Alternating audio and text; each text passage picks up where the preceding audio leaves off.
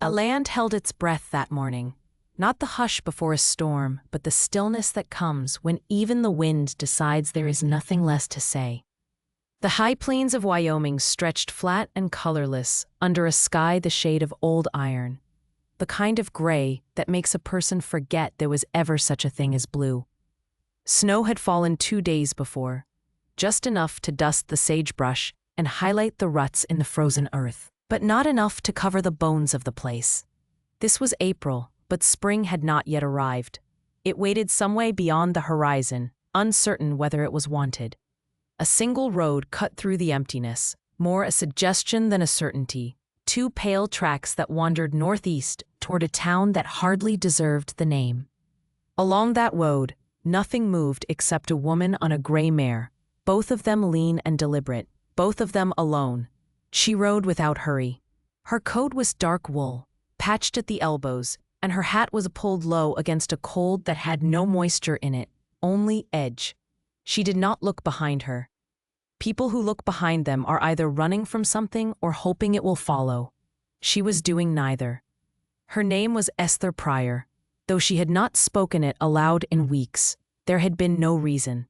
She had passed through 2 towns since leaving the homestead, and in both she had bought what she needed, paid in coin, and left without conversation. Merchants did not press a woman traveling alone if she met their eyes and kept her hands visible. They took her money and let her go. That was the contract of the frontier. Courtesy was silence, and silence was survival. She was not old, 40 maybe, not young either, the kind of age where the face has settled into what it will be, where softness has been traded for clarity. Her hands were ungloved despite the cold, the reins resting light in her grip. The mare knew her business and required no instruction. They had been together 7 years. The horse had belonged to her husband first, but he was gone now, and the mare had passed to her the way tools and debts do. She did not think of him often anymore. Grief had worn itself down to a dull familiarity, a stone she carried in her coat pocket, smooth and cold and always there. The town appeared at mid-morning, low and crouched against the plain like something trying not to be noticed. A scattering of wooden buildings, a church with a leaning spire, a livery, a dry goods store with blank windows. Smoke rose from a few chimneys, thin and reluctant. Esther slowed the mare and let her pick her way down the gentle slope toward the main street. There were no people visible, but she felt eyes on her. There were always eyes in towns like this. A stranger was an event. And events were examined. She had not intended to stop. She had been riding through, aiming for a cousin's place another 2 days north, though she had no particular hope that the cousin would welcome her. But the mare needed rest, and Esther herself was low on cornmeal and tobacco. Practical needs. The kind that could not be ignored, even when instinct said to keep moving. She dismounted in front of the livery, her boots crunching in the frozen mud. The mare stood quiet, her breath pluming white. Esther loosened the girth and was reaching for the saddlebag when she heard it. Voices. Not the low murmur of commerce or greeting, but something sharper. Laughter, but the kind with teeth in it. She paused, her hand still on the leather strap, and listened. The sound came from the square, a open space between the general store and the land office. She had noted it as she rode in, a place where wagons might turn or gatherings might form. Now she heard boots on wood, the scrape of something heavy being dragged, and then a voice, louder than the rest. Look at him trying to keep his dignity. More laughter. Esther tied the mare loosely to the post and walked toward the sound. She did not run. Running drew attention, and attention was a thing she avoided by instinct. But she walked with purpose, her coat swinging open, her hands loose at her sides. The square was not empty. 15 men, maybe 20, gathered in a loose half-circle. They were dressed in work clothes, farmers and drovers and men who lived on the margins of things. Their faces were red from cold or drink or both. At the center of the group, stark and ugly against the pale earth, was a cage. Iron, man-height, narrow as a coffin standing upright. Inside it was a man. He stood with his back straight, his hands gripping the bars on either side of his body. He was tall, or had been before the cage forced him to hunch slightly. His hair was dark, matted, and his face was bruised along the jaw and temple. His clothes were torn at the shoulder. He did not look at the crowd. His gaze was fixed on some point beyond them, somewhere in the middle distance where nothing existed but sky. Esther stopped at the edge of the group. No one turned to look at her. They were too absorbed in the spectacle. A man in a leather vest spat tobacco juice into the dirt near the cage. He thinks he's better than us. Look at him. Won't even beg. Another man, younger, with a thin mustache, leaned close to the bars. Say something, mister. Tell us you're sorry. Tell us you didn't mean it. The man in the cage said nothing. His jaw tightened, but he did not move. His eyes did not shift. Esther watched. She did not know what the man had done or was accused of doing.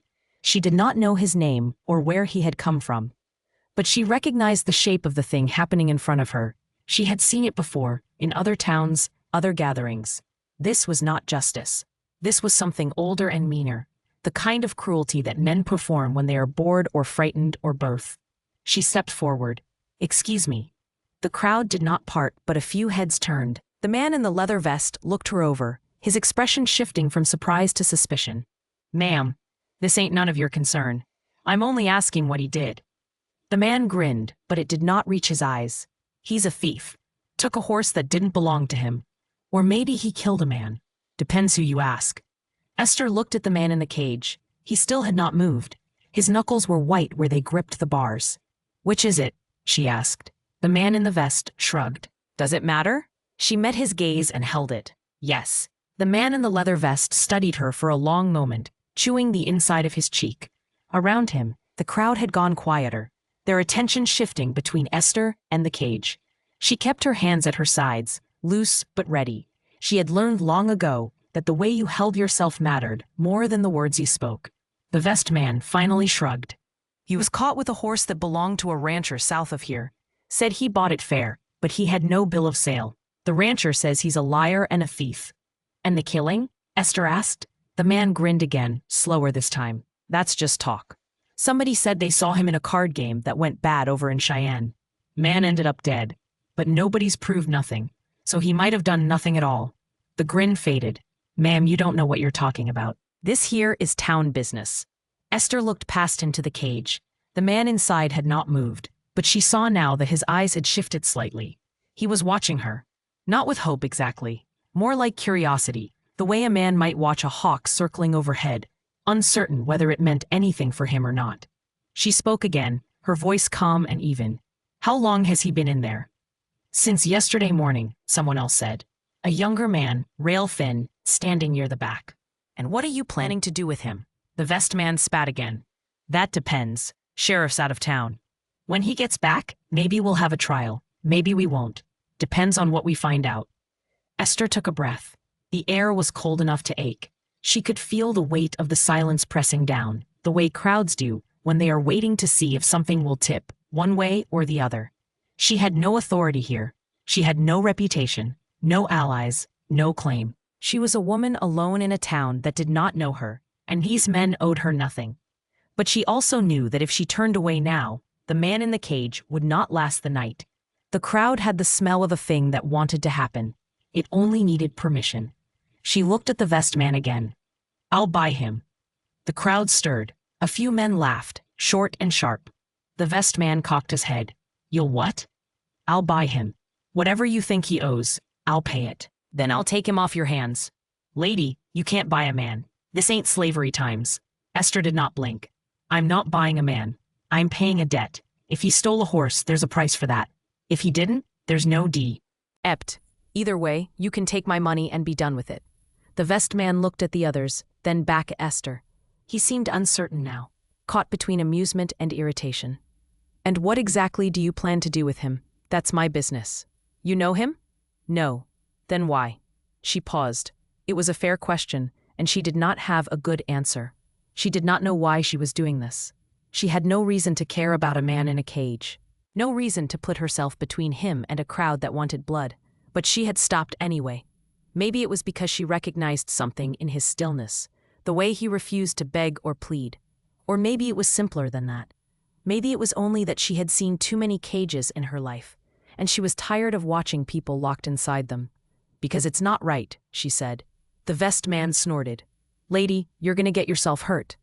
"Maybe, but I'll still pay." He stared at her, working his jaw. Then he glanced at the man in the cage, then back at Esther. $20, he said. "That's what the rancher said the horse was worth." Esther reached into her coat and pulled out a small leather pouch. She counted out the coins slowly, letting them clink into her palm. When she had $20, she held them out. The vest man did not take them immediately. He looked at the crowd again, as if asking permission. No one spoke. Finally, he took the coins and pocketed them. "Fine," he said. "He's yours. But don't say we didn't warn you." Esther nodded. She walked past him to the cage. Up close, the iron smelled of rust and old urine. The man inside watched her approach. His face was still expressionless, but she could see the tension in his shoulders, the way his breathing had gone shallow. She looked at the lock. It was a simple bolt mechanism, no key required. She lifted the latch and pulled the door open. It swung on stiff hinges, scraping against the dirt. The man did not move at first. He stood there, ripping the bars, as if unsure whether the door was truly open or whether this was some new kind of test. "You can come out," Esther said quietly. He looked at her. His eyes were dark, hard to read. Then, slowly, he stepped forward. His legs were stiff, and he nearly stumbled as he cleared the threshold. Esther reached out instinctively to steady him, but he pulled back, catching himself. He straightened, rolling his shoulders, and looked around at the crowd. No one moved. The men watched in silence, their faces sullen. Esther turned and walked back toward the livery. She did not look to see if the man followed. She heard his boots behind her, uneven at first, then steadier. The crowd did not follow. They stood in the square, muttering among themselves, but they did not follow. At the livery, Esther untied the mare and checked the girth. The man stood a few feet away, his arms hanging at his sides. He did not speak. She glanced at him once, taking in the torn sleeve, the bruises, the way he held himself like a man who expected the next blow to come at any moment. "Can you ride?" she asked. He nodded. She gestured to the mare.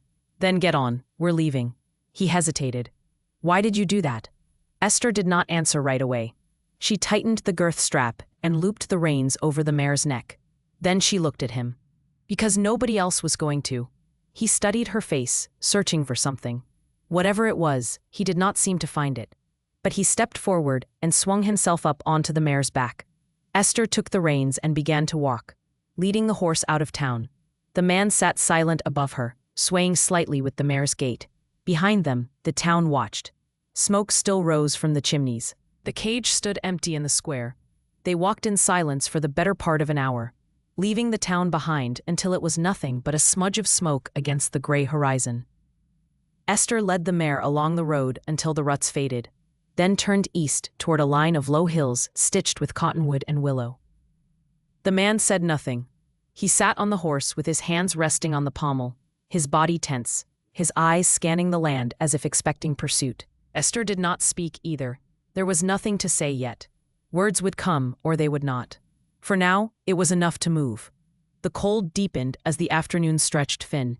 The sky remained gray, oppressive, pressing down on the land like a lid. Esther felt the weight of it. In her shoulders, the way it made every step deliberate. She was tired, not from the walking, but from the act of deciding, of stepping into something that was not hers to step into. She had spent months trying to become invisible, to pass through the world without leaving a mark. And now she had done the opposite. She had bought a man out of a cage in front of 20 witnesses. There would be talk. There would be consequences. But she could not think about that now. When they reached the creek, she stopped. The water was low, barely a trickle between stones. But there was a stand of trees here and a flat place where the ground was soft enough to dry stakes. She turned to the man. "Get down." He slid off the mare without a word, his legs unsteady. He stood for a moment, swaying, then caught himself and straightened. Esther loosened the saddle and lifted it off, setting it on a flat rock. The mare shook herself and moved toward the creek, lowering her head to drink.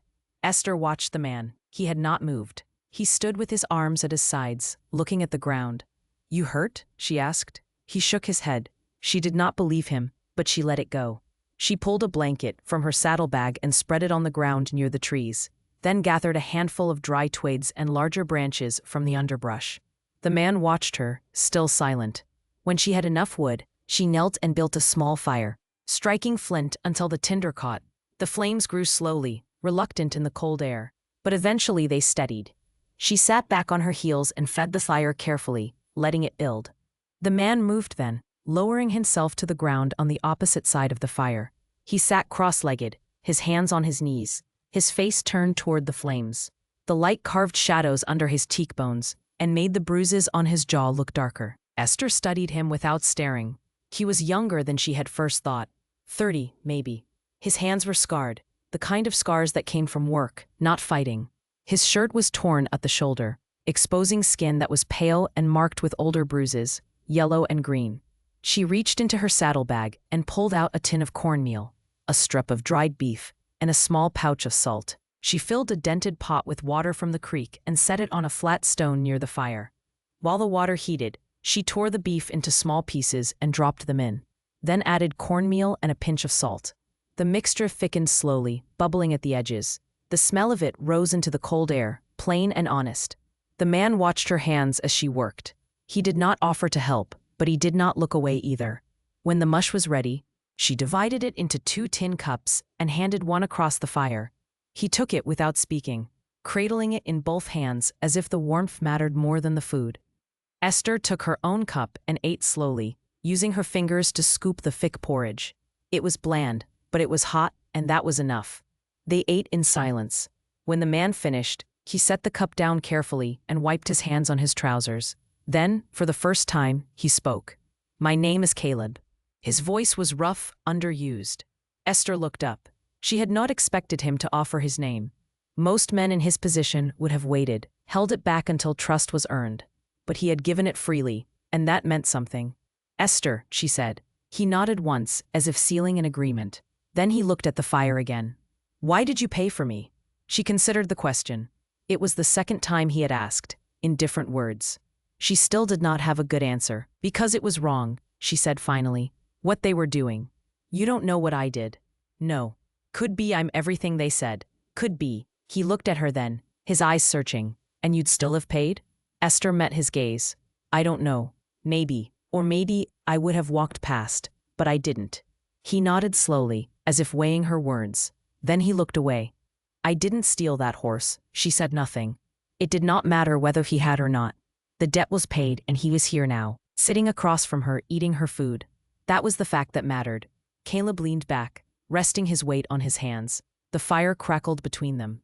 After a long silence, he spoke again. "I don't have anywhere to go."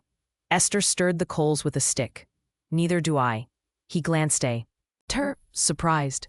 "You were riding somewhere. I was riding away. That's not the same thing." He seemed to consider this. Then he nodded. "Fair enough." The night came down fast, the way it does on the plains when there is nothing to hold the light. Esther added more wood to the fire and wrapped herself in her coat.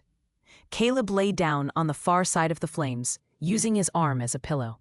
He did not ask for a blanket, and she did not offer one, not yet. Trust was a thing built slowly, one small stone at a time. She watched him until his breathing deepened and his body went still. Then she lay down herself, pulling her hat low over her eyes. The fire burned between them, a small bright thing in the enormous dark. Above, the stars were sharp and cold, scattered across the sky like thrown salt. Esther closed her eyes and listened to the creak and the wind and the occasional shift of the horse. For the first time in weeks, she was not alone. It should have frightened her. Instead, it felt like a door opening, just a crack, onto something she had thought was gone forever. They stayed by the creek for 3 days. It was not a decision either of them spoke aloud, but on the second morning, when Esther woke and began to build the fire again, Caleb rose and walked into the cottonwoods and came back with an armload of deadfall. He set it down near the fire without a word, and then went back for more. That was how it started. Small tasks, divided without discussion. She cooked, he gathered wood. She tended the horse, he mended the tear in his shirt, using a needle and thread she pulled from her saddlebag. They moved around each other carefully, like 2 animals learning the boundaries of shared territory. On the 3rd afternoon, the sky finally broke open. Not with rain, but with light, pale and cold, slanting through the clouds in long bands that turned the prairie gold. Esther sat on a stone near the fire, sewing a split seam in her coat. Caleb was down by the creek, washing his face and hands in the frigid water. She watched him from the corner of her eye. He moved stiffly, favoring his left side.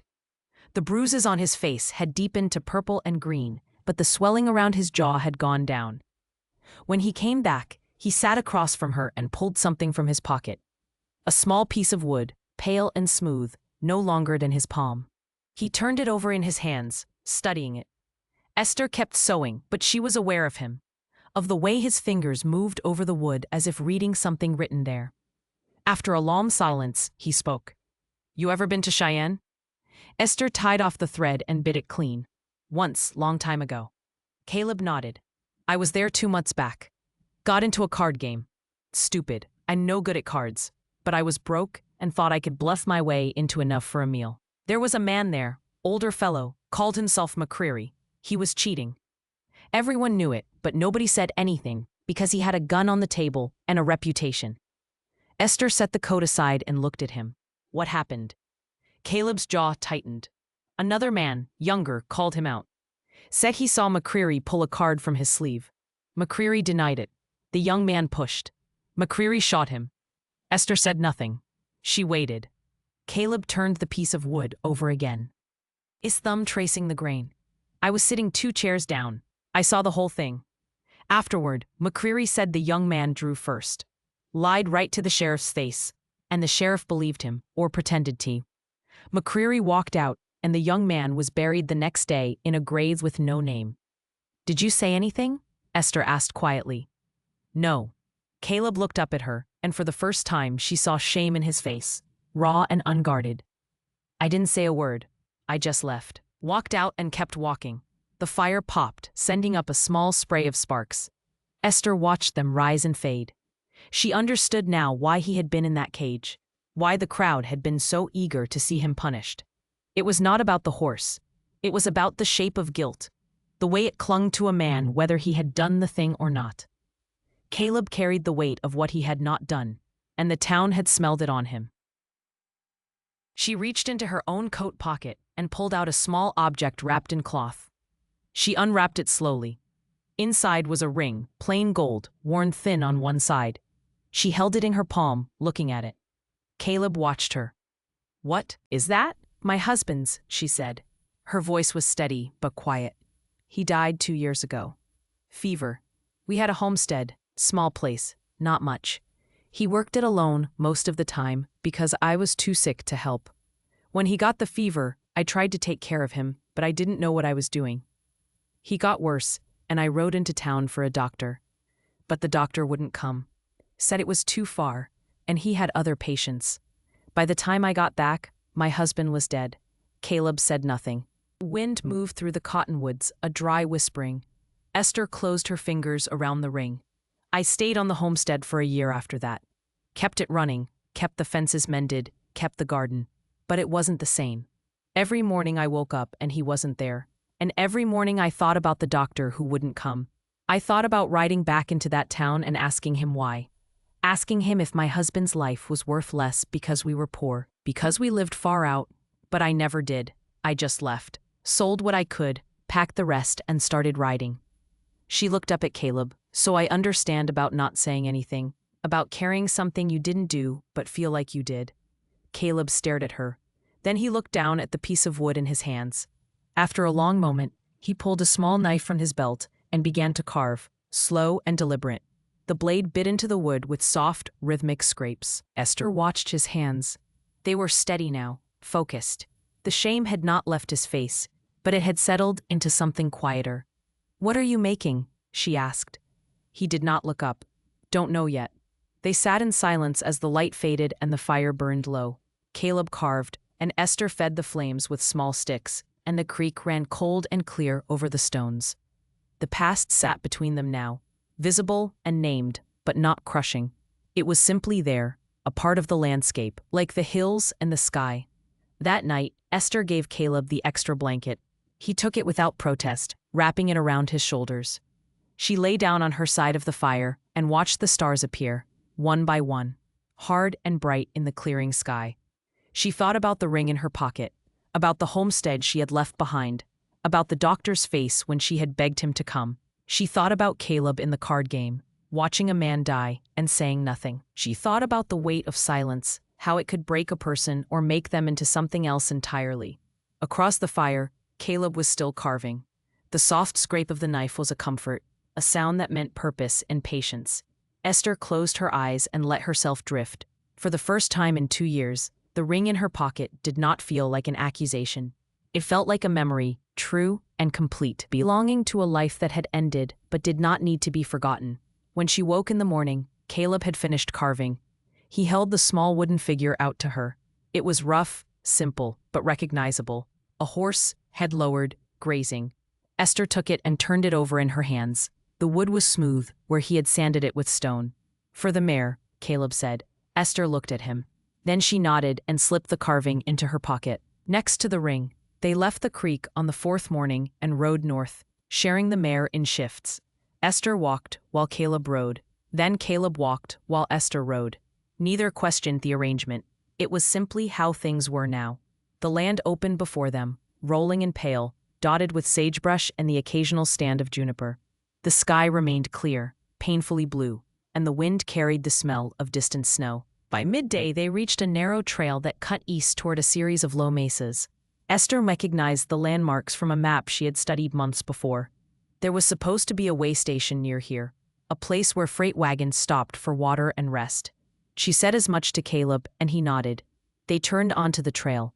The way station appeared an hour later, a squat building made of sod and weathered timber, its roof patched with tin. A lean-to stable stood beside it, and a stone well with a wooden cover sat in the yard. Smoke rose from the chimney. As they approached, Esther saw 2 wagons parked near the stable, their beds covered with canvas.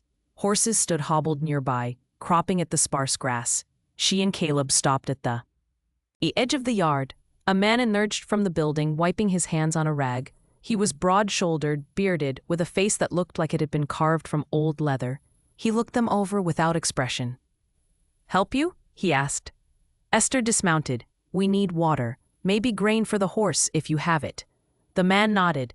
"Water's free. Grain'll cost you. That's fair." He gestured toward the well. "Help yourself." Then he looked at Caleb, his gaze sharpening. "I know you?" Caleb shook his head. "No."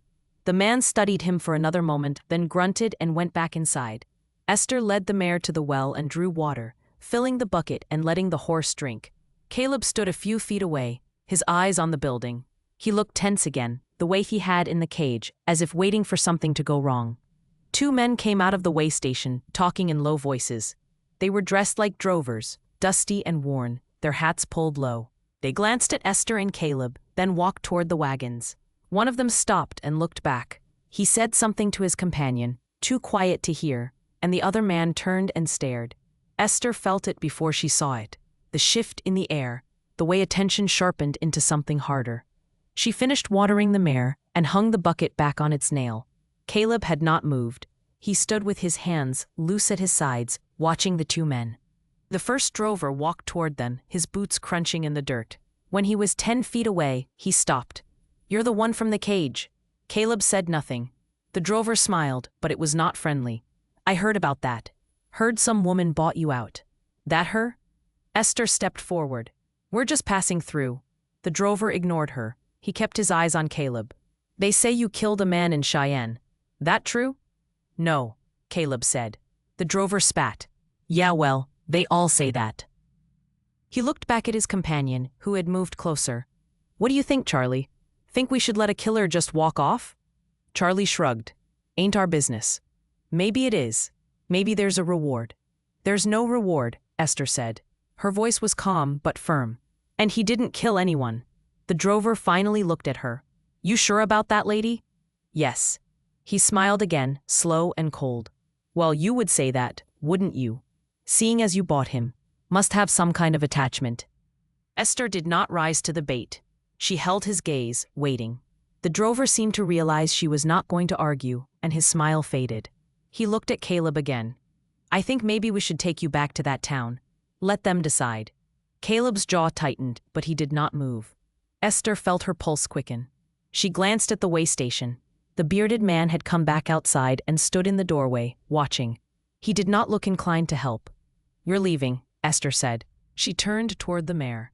The drover stepped into her path. "I don't think so." Esther stopped.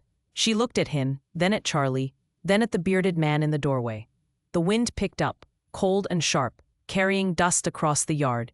She thought about the rifle in her saddle scabbard, but it was too far away, and reaching for it would only make things worse. Caleb moved then, stepping between Esther and the drover. His voice was quiet, but it carried. "You don't want to do this." The drover laughed. "And why's that?" "Because it's not worth it. You don't know me. You don't know what happened. You're just making noise because you're bored and you think there's something in it for you. But there's not. So let us go." The drover's smile vanished. He leaned closer. "You telling me what to do?" "I'm telling you the truth." For a moment no one moved. The wind hissed through the sage.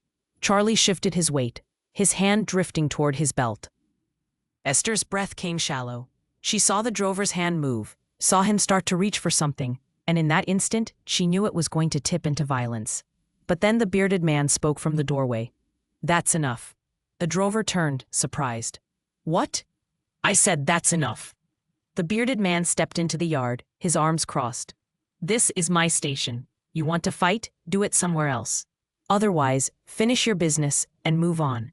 The drover glared at him, then at Caleb. He spat into the dirt, close to Caleb's boot. "Fine, but I see you again, it won't go so easy." He turned and walked back toward T. He wagons, Charlie following. Esther let out a slow breath. Caleb did not move until the two men had climbed onto their wagon and started hitching the horses. Then he stepped back, his shoulders dropping slightly. The bearded man looked at Esther. "You two should go. Now." She nodded. "Thank you." He shrugged. "I don't like trouble. Bad for business." Esther led the mare toward the trail. Caleb followed. They did not speak until the way station was out of sight, the building shrinking behind them into the flat distance. When they finally stopped, Esther turned to Caleb. He was looking back the way they had come, his face tight. "You all right?" she asked. He nodded, but his hands were shaking. Esther reached out and touched his arm, just briefly. He looked at her, and for a moment the hardness in his face cracked. She saw fear there, and something else. Gratitude, maybe.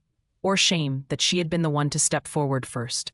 "We keep moving," she said. He nodded again. "Yeah." They walked on into the afternoon, the wind at their backs, the land stretching endlessly ahead. Behind them, the way station faded into memory, another place they would not return to, but the test remained, invisible and heavy, a reminder that the world was still watching, still ready to put them back in cages if it found reason. They found shelter that evening, in a shallow draw where the wind could not reach them. A line of stunted pines marked the edge of a dry wash, and behind them the ground rose gently, forming a natural windbreak. Esther dismounted and unsaddled the mare, while Caleb gathered wood. Neither spoke. The confrontation at the way station hung between them like smoke, visible but untouchable. By the time the fire was built and burning steady, the sun had dropped below the horizon, leaving the sky streaked with red and purple. Esther set water to boil and added the last of the cornmeal, scraping the bottom of the tin. They would need supplies soon. Another town, another risk. But that was tomorrow's problem. Caleb sat across from her, his back against a rock. His face was shadowed, the bruises darker in the firelight. He had not stopped trembling entirely. It came and went in small waves, his hands tightening on his knees, his shoulders drawing in. Esther watched him and said nothing. Some things could not be spoken through. They had to burn themselves out. When the meal was ready, she handed him a cup. He took it, but did not eat right away. He stared into the fire, his jaw working. Esther ate slowly, giving him space. After a long silence, he set the cup down. "I thought they were going to kill me," he said. His voice was low, almost lost under the crackle of the flames. "Back there. I thought they were going to drag me back to that cage, or worse." Esther set her own cup aside. "But they didn't. Because of you. Because you stood between us." He looked at her, his eyes reflecting the fire. "Why do you keep doing that?" She did not answer right away. She poked at the coals with a stick, watching the sparks rise and vanish. "Because somebody has to," she said finally. "That's not a reason. It's the only one I have." Caleb shook his head, frustrated. "You don't owe me anything. You paid my debt. You could have left me at that creek and been done with it. But you didn't. And now you're risking yourself for me. I don't understand it. Esther looked at him. Maybe I'm not doing it for you. He frowned. Then who? For me. She said it simply, without weight. Because I'm tired of walking away. I've done it too many times. My husband, the homestead, that town. Every time something got hard, I left. And it didn't make anything better. It just made me smaller. Caleb stared at her. Then he looked down at his hands. They were still shaking, just slightly. I don't know if I'm worth it. Neither do I, Esther said. But I guess we'll find out. He laughed, a short, bitter sound. That's not comforting. It's not meant to be. They sat in silence for a long time. The fire burned low, and Esther added more wood. The night deepened around them, the stars bright and cold overhead. Caleb finally picked up his cup and ate, mechanically, as if the food were only fuel. When he finished, he set the cup down and leaned back against the rock, closing his eyes. Esther pulled the blanket around her shoulders and watched him. His breathing slowed, but she could tell he was not asleep. After a while, he opened his eyes and looked at her. Can I ask you something? She nodded. Do you ever think about going back to the homestead? No. There's nothing left there. But it was yours. You built it. It was ours, she corrected. And now it's just land. Somebody else will claim it, or it'll go back to grass. Either way, it's not mine anymore. Caleb considered this. Don't you want to belong somewhere? Esther looked into the fire. I used to think that's what a homestead was, a place to belong. But after my husband died, I realized it wasn't the land that made me belong. It was him. And when he was gone, the land was just land. So, where do you belong now? She smiled faintly. I don't know. Maybe nowhere. Maybe that's all right. Caleb watched her for a long moment. Then he reached into his pocket and pulled out the small knife he had used to carve the wooden horse. He turned it over in his hands, studying it. This was my father's, he said. Only thing I have left of him. He died when I was 16. Didn't leave me much except this and a lot of debts. I spent the next 10 years trying to pay them off, working jobs I hated, living in places I didn't want to be. And when the debts were finally cleared, I realized I didn't know what to do with myself. I'd spent so long trying to fix the past that I'd forgotten how to think about the future. He held the knife out to her. Esther hesitated, then took it. The handle was worn smooth, the blade nicked but sharp. She turned it over, feeling the weight of it. I want you to have it, Caleb said. She looked up, surprised. Why? Because you gave me something. The fire, the food, the blanket, your time, your risk. And I don't have much to give back. But this is mine, and it means something. And I want you to have it. Esther stared at the knife. Then she closed her hand around it and nodded. Thank you. Caleb smiled just a little. It was the first real smile she had seen from him. It changed his face, softened the hardness around his eyes. You're welcome. She slipped the knife into her pocket, next to the ring and the wooden horse. 3 objects now, each carrying a story. She thought about what Caleb had said, about belonging, about the future. Maybe he was right. Maybe belonging was not a place you found, but something you built, one small gesture at a time. That night, she woke once to find Caleb sitting up, feeding the fire. He did not see her watching. He stared into the flames, his face calm, almost peaceful. Whatever fear had gripped him earlier seemed to have passed. Esther closed her eyes and let herself drift back to sleep, comforted by the sound of the fire and the quiet presence of another person nearby. In the morning, when she woke, Caleb had already saddled the mare and packed their few belongings. He handed her a cup of water from the canteen and smiled again, that small tentative smile. Ready? She nodded. Ready. They rode north together, into a morning pale and cold and full of light. They reached the cabin on the 6th day. It sat in a fold of land between 2 low ridges, surrounded by aspen and pine, with a creek running clear and fast just beyond the clearing. The structure was small, built of rough logs, chinked with mud and moss, the roof covered in split shingles that had weathered to silver. Smoke did not rise from the chimney. The windows were dark. A small corral stood empty beside the cabin, its rails intact but grayed by time and weather. Esther stopped the mare at the edge of the clearing and sat looking at the place. Caleb stood beside her, his hand resting on the horse's shoulder. He did not ask whose cabin it was. He simply waited. After a long moment, Esther dismounted. My cousin's place, she said. Or it was. I don't know if she's still here. She walked toward the cabin, her boots crunching in the frost-brittle grass. Caleb followed, leading the mare. When they reached the door, Esther knocked, 3 slow strikes of her knuckles against the weathered wood. No answer came. She knocked again, then tried the latch. It lifted easily, and the door swung inward with a soft creak. The interior was dim and cold. A single room with a stone fireplace on one wall, a narrow bed against another, a table and 2 chairs near the window. Shelves lined the walls, mostly empty. Dust covered everything. A tin cup sat on the table, and beside it a candle burned down to a stub. The air smelled of old smoke and abandonment. Nobody's been here in months, Caleb said. Quit. Quietly, Esther stepped inside and walked to the table. She picked up the cup and turned it over. Dust fell from the rim. She set it down and looked around the room, taking in the neatly stacked firewood beside the hearth, the folded blanket on the bed, the iron skillet hanging from a peg. Her cousin had left in an orderly way, not in flight. That meant something, though Esther was not sure what.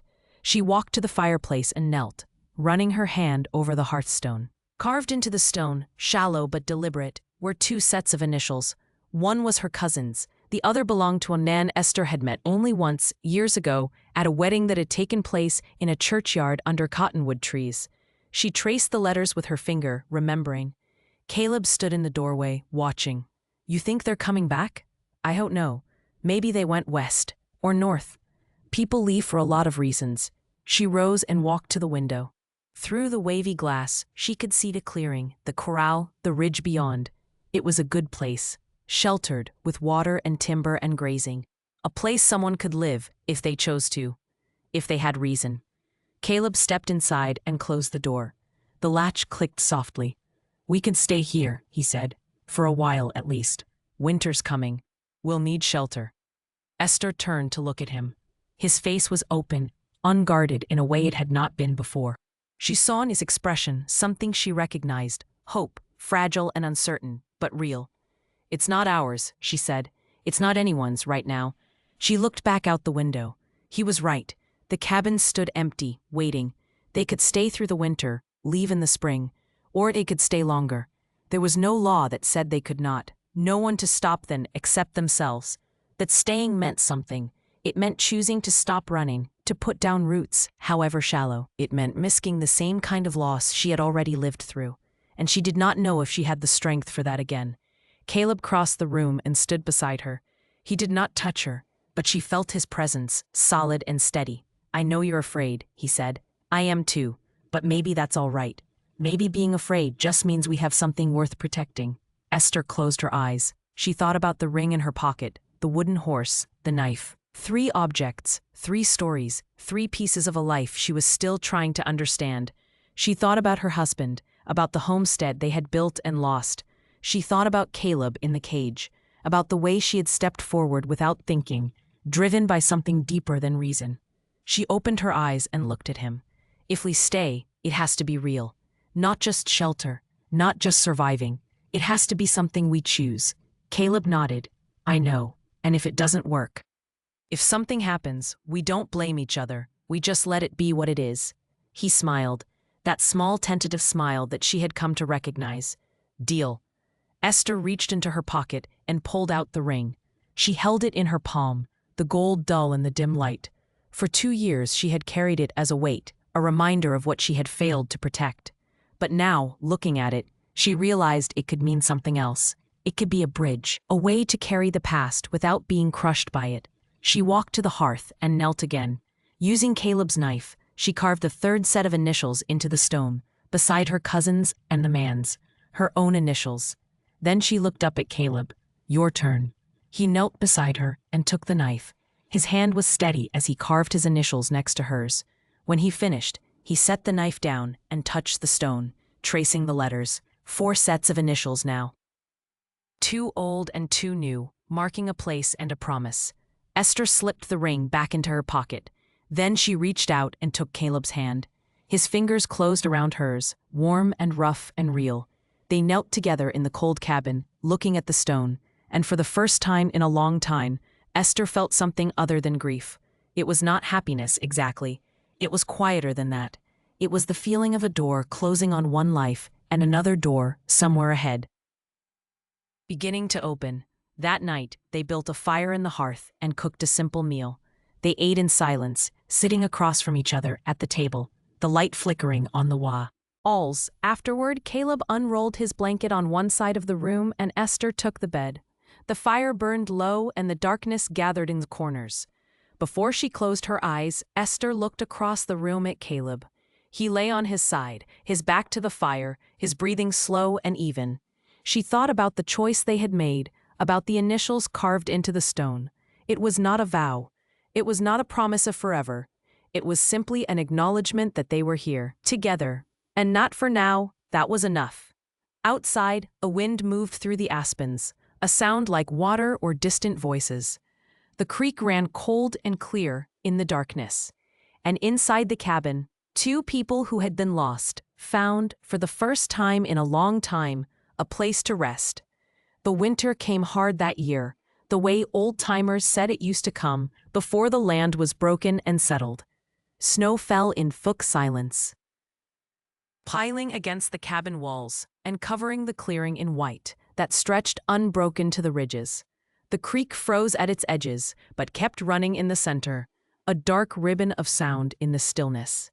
Esther and Caleb worked through the cold months with the steady rhythm of people who understood that survival was built one small task at a time.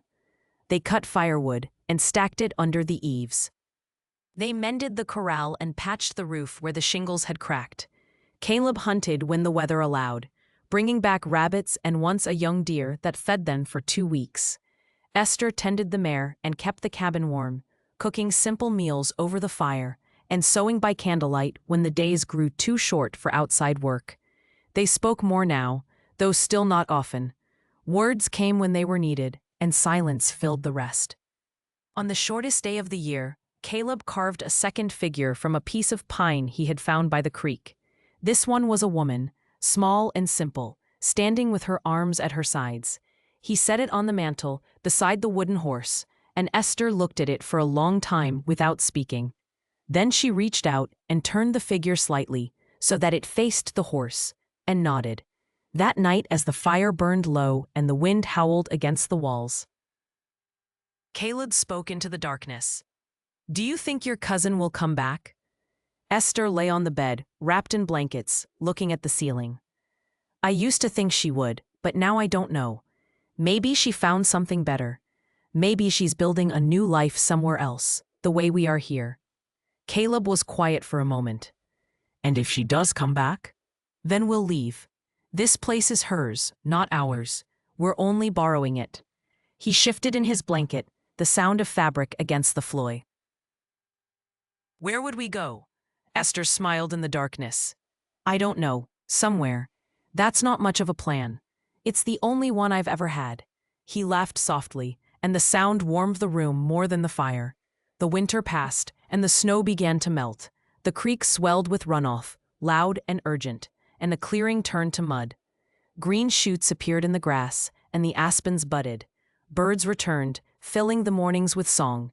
Esther and Caleb worked the soil near the cabin, turning it with a spade Caleb found in the lean-to, and planted seeds Esther had carried in her saddlebag since leaving the homestead. Peas and carrots and squash. Small things, but enough. One morning in late spring, a rider appeared at the edge of the clearing. Esther saw him first and called to Caleb, who was mending the corral fence. They stood together and watched as the rider approached. He was an older man, gray-bearded, wearing a heavy coat despite the warming weather. He stopped his horse 20 feet from the cabin and looked at them without speaking. Esther stepped forward. "Can we help you?" The man studied her, then Caleb, then the cabin. "I'm looking for Sarah Tremaine. That's my cousin." Esther felt her chest tighten. "Is she all right?" The man nodded. "She's fine. Sent me to check on the place. She's living in Montana now, married and settled. Asked me to see if the cabin was still standing." "It is," Esther said. "We've been staying here through the winter. We can leave if she needs it back." The man shook his head. "She don't need it. She and her husband have land up north, more than they can work. She said if someone was living here and taking care of it, they could have it." long as they're decent folk. Esther looked at Leb. He met her eyes, and she saw the question there, the same one she was asking herself. The man waited, patient, his horse shifting beneath him. "We're decent," Caleb said, "or we're trying to be." The man smiled faintly. "That's about all anyone can do." He reached into his coat and pulled out a folded paper. "This here's a deed. Your cousin signed it over. All you gotta do is put your names on it and file it with the land office. Then it's yours, legal." He held the paper out. Esther walked forward and took it. The paper was thick, official, the kind of thing that carried weight in a world that valued documents over promises. She unfolded it and read the words, her cousin's signature at the bottom, clear and deliberate. She looked up at the man. "Why would she do this?" He shrugged. "She said you helped her once, long time ago. Said she owed you. This is how she's paying it back." Esther felt something crack open inside her, some old brittle shell she had been carrying without realizing it. She folded the paper carefully and held it against her chest. "Thank you." The man nodded. "You take care of that place, it's a good one." He turned his horse and rode back the way he had come, disappearing into the trees. Esther stood holding the deed, staring at the empty trail. Caleb came to stand beside her, and together they looked at the cabin, the corral, the clearing with its new green grass and the garden beginning to sprout. "It's ours," Caleb said quietly. Esther nodded. "Yes." They walked back to the cabin and spread the deed on the table. Esther found a pencil in the drawer and wrote her name on the line, her hand steady. Then she handed the pencil to Caleb. He hesitated, looking at the paper, at her name written there in dark letters. Then he bent and signed his own name beside hers. They stood together, looking at the document, at the proof of something neither of them had expected to find. A home. Not inherited, not stolen, but given freely and claimed with intention. That evening, Esther took the ring from her pocket and held it one last time. She thought about her husband, about the life they had tried to build, and the way it had ended. She thought about the long months of riding, of running, of trying to outpace grief. And she realized that the grief had not left, but it had changed. It was no longer a cage. It was a memory, true and whole, carried not as a burden, but as part of who she was. She walked to the creek and knelt at the edge. The water was cold and clear, running fast over smooth stones. She held the ring over the water, feeling its weight one last time. Then she let it go. The gold flashed once in the evening light and disappeared into the current, carried downstream toward places she would never see. When she returned to the cabin, Caleb was sitting on the porch, carving another small figure. He looked up as she approached and smiled. She sat beside him, close enough that their shoulders touched, and watched his hands move over the wood. "What are you making?" she asked. "A bird," he said, "for the mantle." She nodded. The sun dropped below the ridge, and the light turned soft and golden. Smoke rose from the chimney, thin and steady, marking the place where they lived. In the distance, the land stretched wide and open, sage and grass in sky, holding its breath the way it always had, waiting for the next season, the next story, the next two people who would try to make a life where there had been none before. Years later, travelers passing through the valley would see the smoke and wonder. Some said a widow and a wanderer had claimed the place, that they had carved their names in stone and planted a garden and lived there until they were old. Others said it was just a story, the kind people tell when they need to believe that broken things can be mended. But the cabin still stood, and smoke still rose from its chimney, and if you walked close enough, you could see the initials carved into the hearthstone. 4 sets of letters marking the lives that had touched that place and moved on. The land remembers. It holds the stories even when the people are gone. And sometimes, if you listen closely, you can hear them in the wind and the water, in the creak of old timber and the whisper of grass. Stories of cages opened and roads chosen, of small kindnesses that became something larger, of 2 people who found each other in the emptiness and decided, against all reason, to stay.